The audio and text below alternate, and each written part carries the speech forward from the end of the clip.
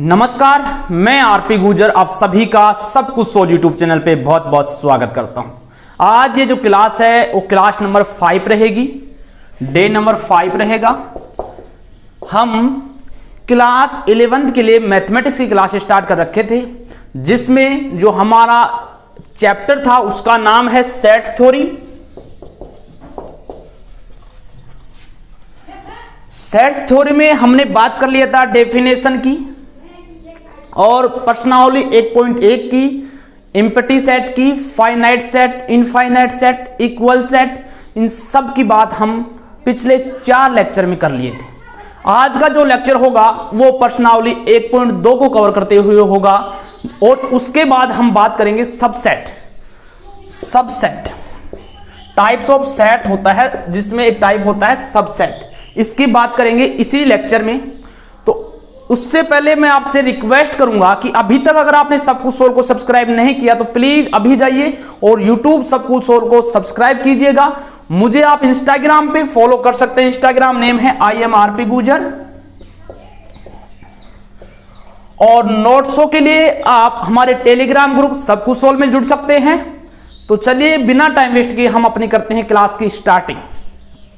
देखिएगा,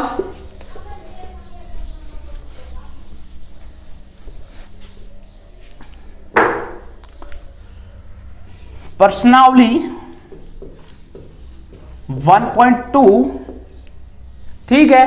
question number first, question number first बोलता है कि जो हमें इसके सब क्वेश्चन दिए हुए हैं उनमें बताना होगा कि ये एम्प्टी है या नहीं। एम्प्टी है तो क्यों है और नहीं है तो क्यों नहीं है, ये कारण सहित आपको बताना होगा। जैसे इसमें पहला क्वेश्चन दे रखा है वर्षों के, यहां से एक मिनट, पहला क्वेश्चन क्या बोल रहा है,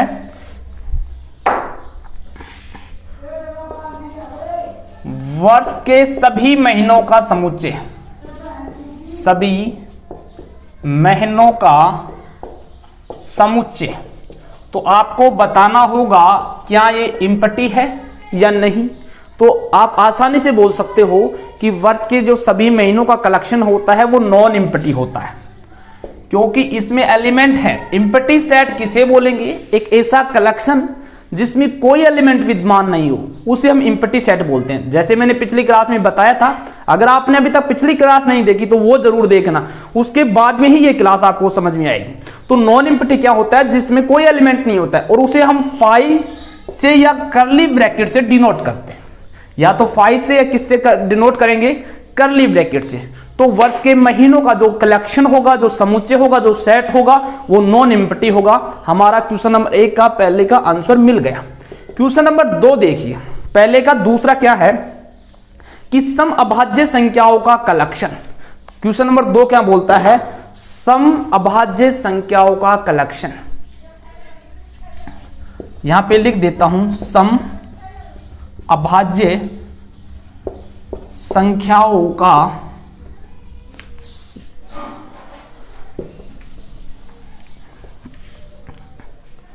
अभाज्य संख्याओं का कलेक्शन, संख्याओं का समुच्चय या सेट बोल सकते हो। सम अभाज्य संख्या, तो सम अभाज्य संख्याओं का जो कलेक्शन है जिसमें किसी का भाग नहीं जाता, तो वो भी क्या होगा? नॉन एम्प्टी होगा। क्यों होगा नॉन एम्प्टी? नॉन एम्प्टी क्यों होगा ये देखिएगा, क्योंकि अगर हम 4 की बात करें तो ये तो भाज्य है, अभाज्य नहीं है। लेकिन 2 एक ऐसी संख्या है जो सम भी है और अभाज्य भी है। जो क्या है? सम भी है और अभाज्य भी है। तो इसमें जो सेट है इसमें 2 आएगा। और एम्प्टी क्या होता है? जिसमें कुछ एलिमेंट नहीं आते हो, कोई भी एलिमेंट विद्यमान नहीं हो, लेकिन इसमें तो 2 है, तो इसको हम क्या बोलेंगे? नॉन एम्प्टी सेट बोलेंगे। ठीक है, इसके बाद में नेक्स्ट क्वेश्चन पे चलते हैं। नेक्स्ट क्वेश्चन पे बोलता है कि x एक प्राकृत संख्या है जो 5 से छोटी और 7 से बड़ी है। क्वेश्चन नंबर 3 क्या बोलता है कि x एक क्या है? Natural number. x एक प्राकृत संख्या, प्राकृत संख्या है। ठीक है, जो x से तो क्या है छोटी और 7 से क्या है बड़ी। ये क्वेश्चन काल मैंने जो नॉन एम्प्टी सेट बताया था लास्ट क्लास में, उसमें बताया था ऐसा ये क्वेश्चन था, लेकिन वो 15 वाला था। यहां पे क्या था 15 कि एक संख्या दो कंडीशनों को एक साथ सेटिस्फाई नहीं कर सकती है। यानी मान लीजिए एक संख्या 7 है, या तो ये क्या होगी 5 से छोटी होगी, बड़ी होगी, ये क्या होगी 5 से बड़ी होगी। ये एग्जाम्पल मत लो, इसका एक एग्जाम्पल ले लो। मान ली 5 से छोटी एक संख्या क्या है 4, लेकिन क्या ये 4 संख्या 7 से बड़ी है? नहीं है, क्योंकि ये एक बार में एक कंडीशन को सेटिस्फाई करेगी। यहां पे दोनों कंडीशन को सेटिस्फाई करने के लिए बोल रहा है, तो ये क्या है एम्प्टी सेट है, या इसमें कोई एलिमेंट नहीं आएगा, ऐसे कोई नंबर नहीं है जो इन दोनों कंडीशनों को सेटिस्फाई करे, कोई नंबर नहीं है। ठीक है, तो ये क्या आएगा एम्प्टी आएगा, जिसे हम 5 से डिनोट करेंगे या कर्ली ब्रैकेट से डिनोट करेंगे। क्वेश्चन नंबर 3 भी उम्मीद करूंगा आपको अच्छी तरह से समझ में आया होगा। नेक्स्ट क्वेश्चन क्या है कि y एक क्या है सेट है जो किन्हीं भी दो समांतर रेखाओं का उभयनिष्ठ बिंदु है। देखिए सबसे पहले आपको मालूम होना चाहिए कि समांतर रेखाएं किसे बोलेंगे। ऐसी रेखाएं जो किसी भी बिंदु पर एक दूसरे को नहीं काटती है, ऐसी रेखाएं जो किसी भी बिंदु पर एक दूसरे को नहीं काटती है, इंटरसेक्ट नहीं करती है। देखिए ये एक रेखा है ए और एक दूसरी रेखा है बी, ये दोनों क्या है समांतर है अपनी, लेकिन ये समांतर है तो किसी भी बिंदु पे ये नहीं काटेंगे। तो क्या बोल रहा है क्वेश्चन नंबर 4 बोल रहा है कि y एक सेट है और y दो समांतर रेखाओं का कटान बिंदु बोल रहे हैं। y दो समांतर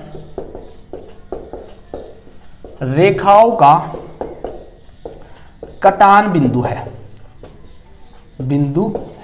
ठीक है, या उभयनिष्ठ बिंदु भी बोल सकते हो। तो यहां पे क्या आपको नजर आ रहा है कहीं पे ये लाइन आगे तक जाएंगी इनफिनिट तक, तो क्या ये लाइन कहीं पे काट पाएंगी? ये लाइन कभी नहीं काट पाएंगी। ये आपको ध्यान रखना होगा, जो दो समांतर रेखाएं होती हैं वो किसी भी बिंदु पे एक दूसरे को नहीं काटती। तो ये भी क्या आएगा एम्प्टी आएगा। ये कौन सा सेट आएगा एम्प्टी सेट आएगा। इस प्रश्नावली की जो सेट्स हमारी थ्योरी जो चैप्टर चल रहा है पहला, इसके सभी क्वेश्चन बहुत इजी क्वेश्चन है। इसमें बस थोड़ा सा नॉलेज होना चाहिए, थोड़ा सा कॉमन सेंस अगर आपको है तो आप इसे बहुत ही आसानी से सोल्व कर पाओगे। इसमें आपको कहीं कोई दिक्कत नहीं आने वाली है, ठीक है।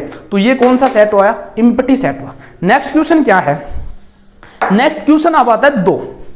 ये तो पहले क्वेश्चन के 4 पार्ट थे, अब क्वेश्चन नंबर आता है 2।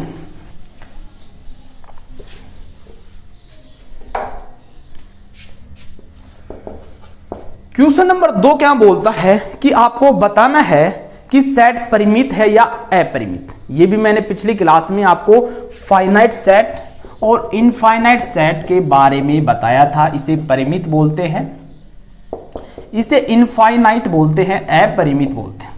इन दोनों के बारे में मैंने पिछली क्लास में बात की थी कि फाइनाइट क्या होगा, एक ऐसा सेट जिसके एलिमेंटों को काउंट किया जा सके उसे हम फाइनाइट सेट बोलेंगे। अगर एक ऐसा सेट नहीं है जिसके एलिमेंटों को काउंट नहीं किया जा सकता तो उसे क्या बोलेंगे इनफाइनाइट सेट बोलेंगे। ये मैंने पिछली क्लास में बताया था। अगर आप 4 क्लास रेगुलर देख लिए तो आप इस प्रश्नावली में कहीं आपको कोई दिक्कत नहीं आने वाली है, ठीक है। तो फाइनाइट इनफाइनाइट का कंफ्यूजन दूर हो गया। अब इस पे आधारित कुछ एग्जाम्पल करते हैं। देखिए वर्षों के महीनों का सेट, वर्षों के महीनों का सेट, ये पिछली जो एम्प्टी वाला था उसमें भी मैंने करवाया था एम्प्टी सेट के लिए भी, ठीक है। क्या हम वर्ष के जो महीने होते हैं इनको काउंट कर सकते हैं? इससे आसानी से काउंट कर सकते हैं कि वर्ष के टोटल 12 मंथ होते हैं। कितने मंथ होते हैं? 12 मंथ होते हैं, और इसे हम आसानी से काउंट कर सकते हैं। तो ये क्या है एक फाइनाइट सेट है। क्या है? दैट्स फाइनाइट सेट, परिमित समुच्चय, ठीक है। दूसरा क्वेश्चन क्या है कि एक से, यानी आप ये बोल सकते हो प्राकृत संख्याओं का समुच्चय, प्राकृत संख्याओं का समुच्चय। तो प्राकृत संख्याओं का समुच्चय क्या फाइनाइट है या इनफाइनाइट, ये बताओ आप।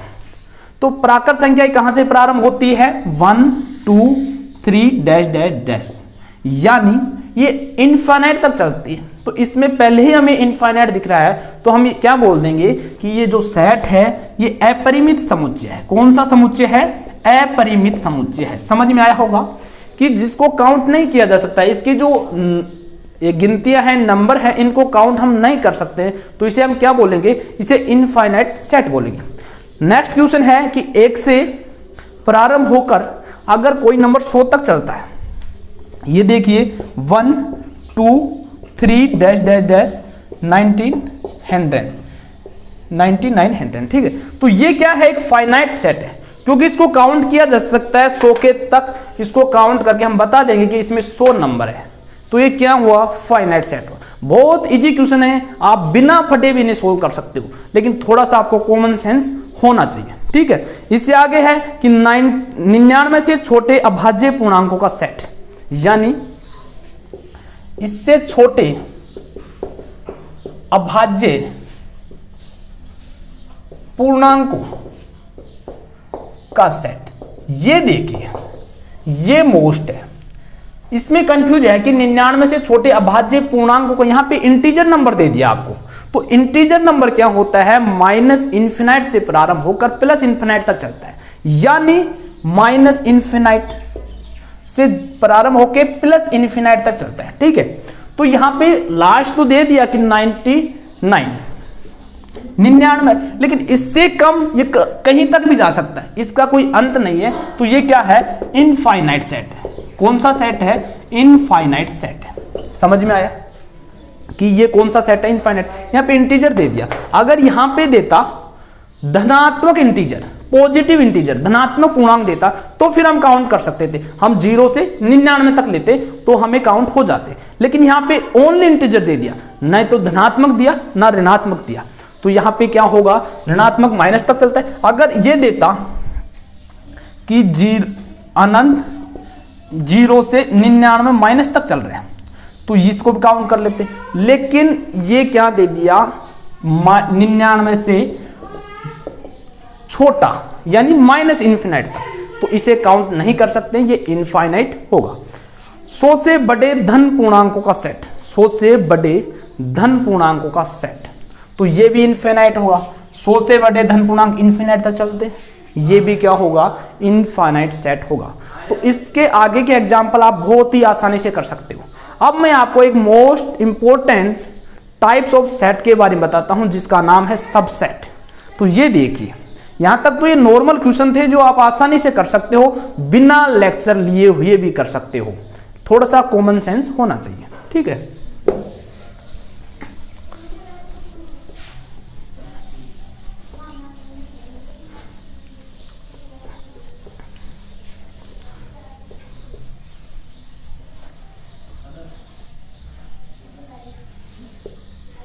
अब एक क्वेश्चन बताओ, क्या आप ओनली 1 नंबर से, कोई भी आप अपने हिसाब से एक नंबर उठा लीजिए, उससे क्या आप इनफिनाइट सेट क्रिएट कर सकते हो?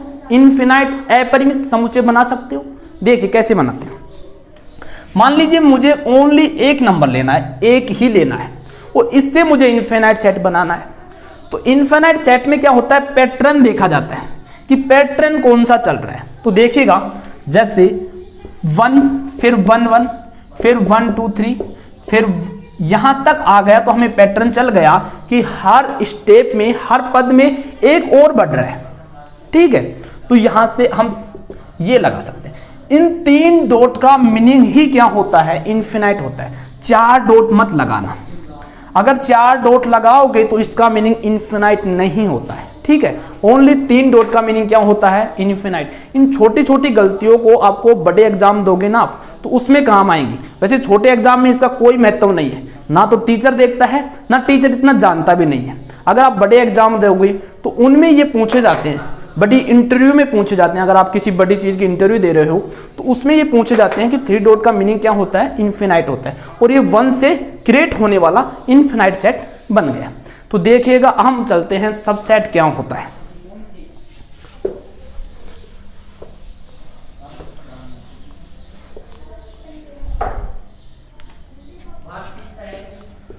सबसेट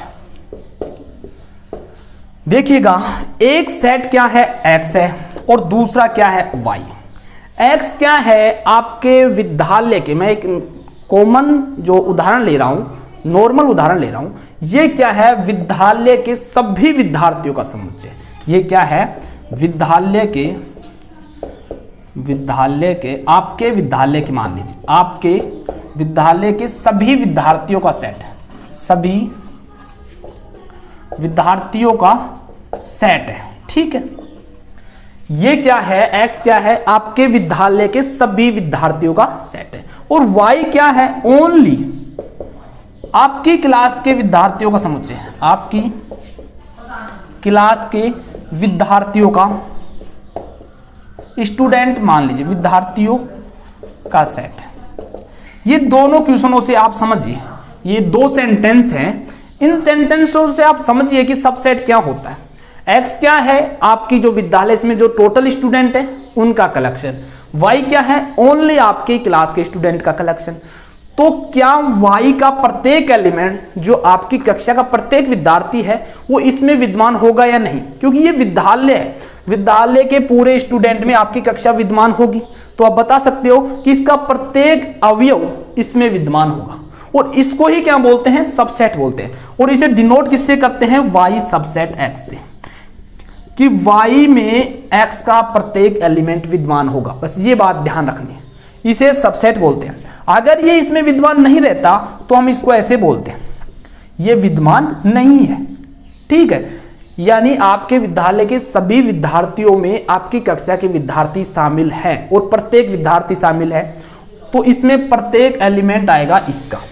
ये जरूरी नहीं है कि y का भी प्रत्येक एलिमेंट इसमें हो। जैसे मैं एक आपको उदाहरण देता हूं, उदाहरण मान लीजिए ए सेट है 1 2 3 4 और एक दूसरा सेट है B 1 2 3 4 5, इसमें एलिमेंट है 4, इसमें एलिमेंट है 5। तो क्या ए बी का सबसेट है, क्या ए बी का उप समुच्चय है, ये आपको बताना है।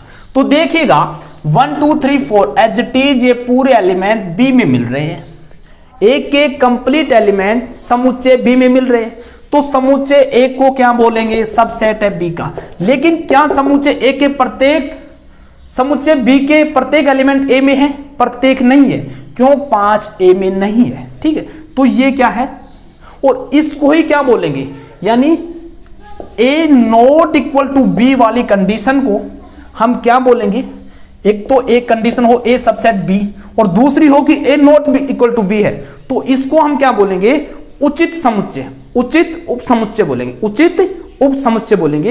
ये तो था नॉर्मली उप समुच्चय के बारे में, और ऐसे ही क्वेश्चन आएंगे जिसके आंसर आप बहुत ही आसानी से दे पाओगे। तो आज की क्लास को ज्यादा लंबे नहीं बढ़ाते हुए इतनी ही खत्म करते हैं। Again I request you please subscribe the channel, press the bell icon, share the video, like the video and follow on Instagram. Thank you, bye bye.